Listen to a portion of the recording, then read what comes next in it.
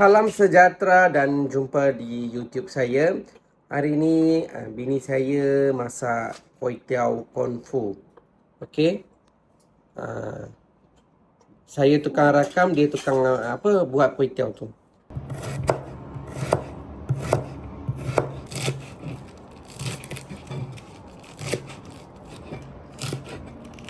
Ini kobe dia.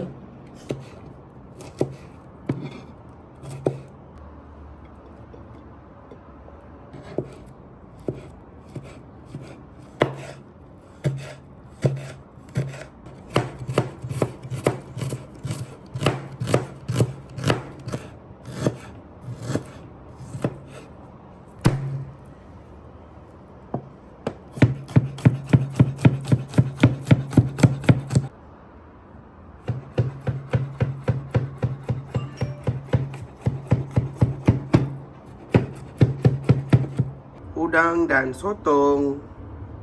Telur 2 butir.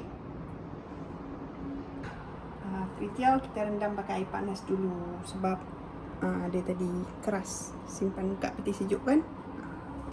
Ini ada cube ayam, serbuk bawang putih dengan serbuk lada putih. Lada putih beli dari Indonesia. Amerika bubuk. Merica sayang.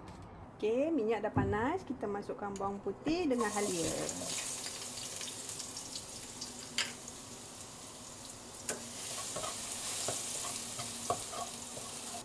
Okey, lepas tu masukkan sotong dengan udang. Sayang, sotong Indonesia panggil apa? Cumi. Cumi. Udang? Udang lah. Udang.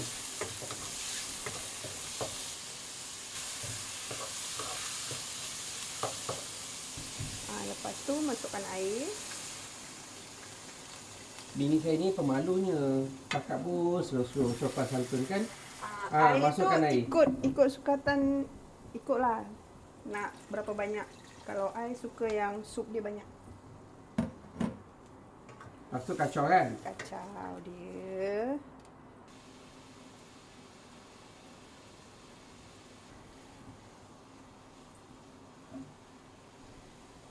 Air dah mendidih, kita masukkan cube ayam, serbuk bawang putih dengan serbuk lada putih. Serbuk lada putih tu beli kat Indonesia ya. Apa brand tadi? Ladaku. Ladaku. Lepas tu masukkan sayur dia. Masukkan semua.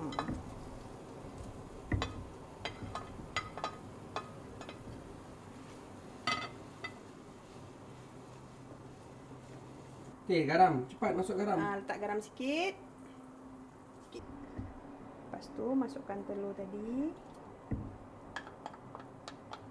Telur tu dah kacau tadi ya? Telur jangan kacau sangat kat sini. Biarkan dia masak. Yang ni tepung jagung dah diletak air, campur dengan air. Masukkan dalam. Dia buat kuah dia jadi pekat.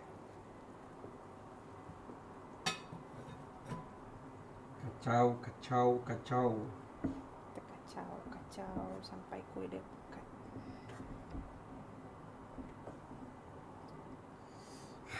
Sedapnya.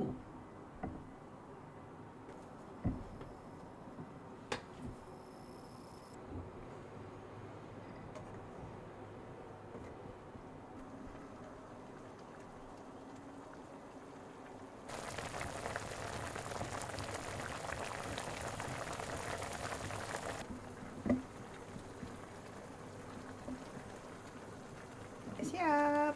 I tak suka pekat sangat tau. I suka macam ni. Dah siap ke? Dah. Itu je. Simple. Tak kuih tiaw dia. Kuih tiaw ni dicampur apa? Kicap. Kicap pekat je. Okay. Lepas tu sup dia tuang kat atas ni.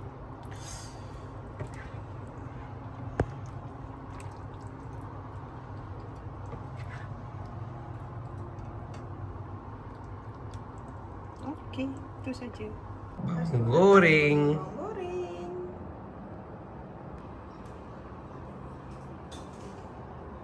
Kuih tiaw kung fu siap. made by bini saya daripada Medan punya style. Guys. Panas.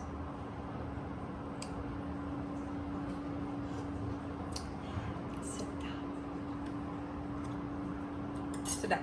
Sedap ke? Sedap.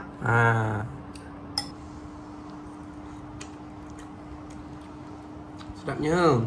Sedap ke tak? Sedap. Untung kami dengan orang Indonesia tu pandai masak.